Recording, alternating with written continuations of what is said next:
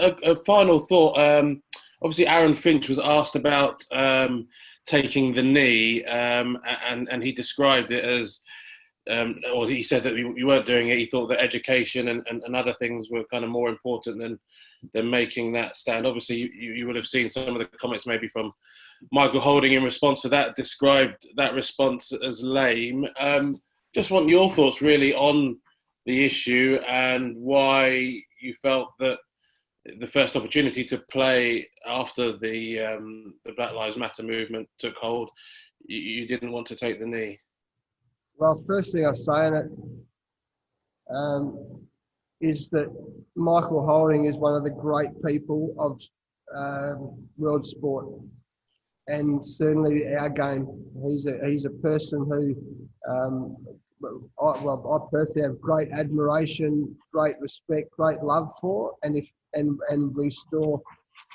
we all watched his presentation or his heartfelt thoughts at the start of the summer. So, and when someone like Michael says something like that, it's certainly important we all listen to it.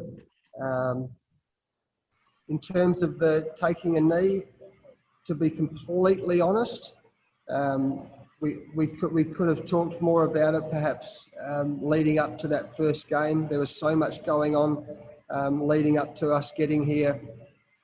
Maybe we should have thought and talked a bit more about it. What we do talk about it within the team is that we want to have a response that is sustained and powerful, and it can go not just in one action,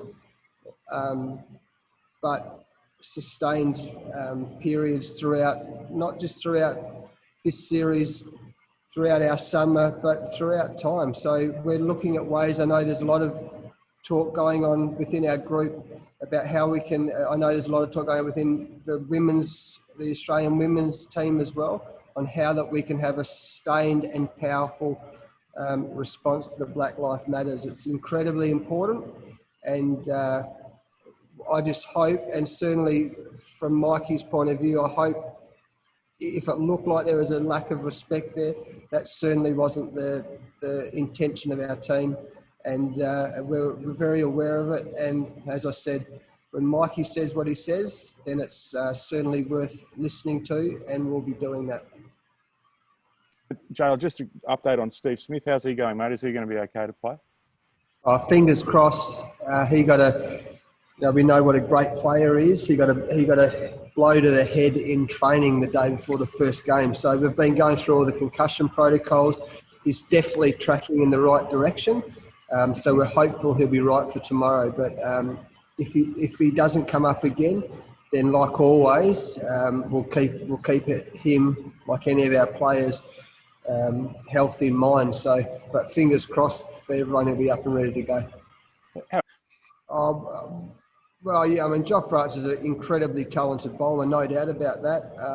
Equally, David Warner is, I mean, he's what a player. So, I was looking over numbers last night, a whole lot of numbers, and Davey's record over the last, his whole career, but the last little bit, I know when he gets in, he scores hundreds in one-day cricket. I mean, not many players have the ability to do that like he does. So, it's been a great contest, hasn't it? I mean, it's always in Australia versus England, but some of these one-on-one matchups, and often the opening bowler, the fast bowler against the opening batter, that's why we get up to watch the game, isn't it? So, I'm sure Davey, he's a superstar. He's a incredibly important part of our side. So I'm sure he's working overtime to be up certainly for tomorrow night's game. Justin, just in relation to those two batting collapses on this tour, you're confident then that there's not a mental fragility there? Oh yeah, I don't think there's a mental fragility. These things happen. I've said for probably 25 years. I did as a player. I love the history of the game. The hardest thing in cricket is hitting the winning runs, and it's just a really tough. It's a tough thing because your mind, a bit like we talked about living in the hub before, your mind starts wandering to getting the job done, and the job is to hit the winning run, but it's a tough thing because it's you've got to keep focusing on the next ball, got to keep focusing on the contest. So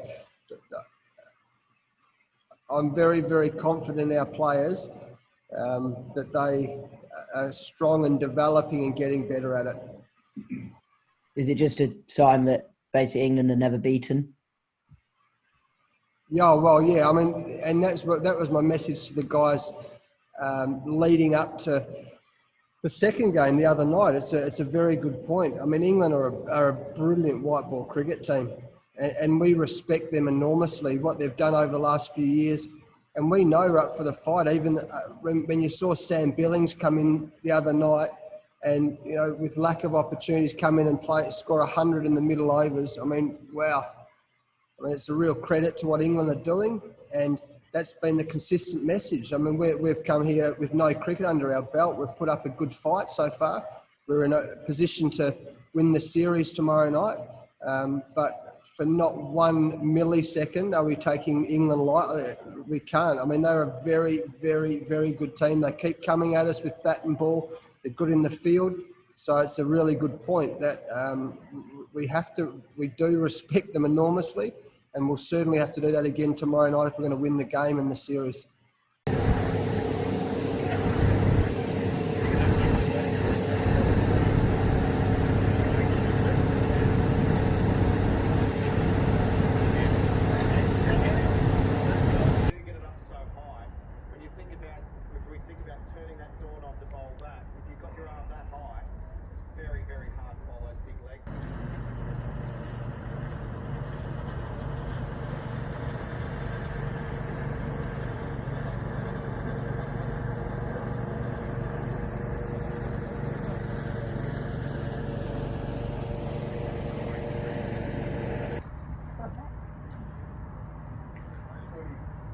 Footy?